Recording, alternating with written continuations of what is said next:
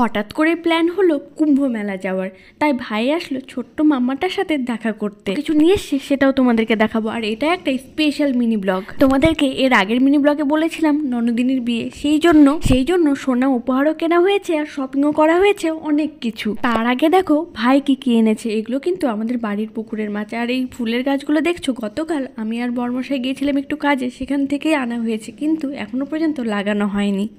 ধরে নিয়েছে, আসতে দিবে না।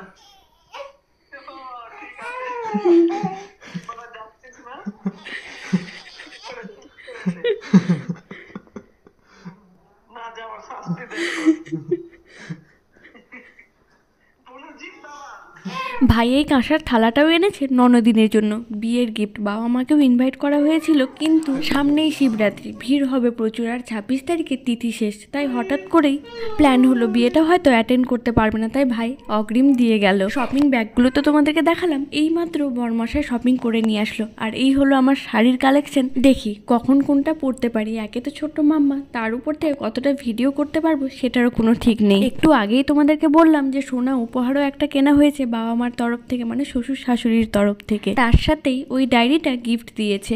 আর মাম্মার নতুন জামাগুলো কেমন হয়েছে তাড়াতাড়ি কমেন্ট করো। আর এই হলো সোনার উপহারটা। তবে দাঁড়াও, দাদু দিদার তরফ থেকেও আরও একটা সোনার উপহার, স্পেশালি হীরার উপহার, মানে ডায়মন্ড গিফটও আছে। কিন্তু সবকিছু দেখার জন্য চ্যানেলটাকে সাবস্ক্রাইব করো। ফেসবুক থেকে দেখে থাকলে পেজটাকে ফলো করতে পারো।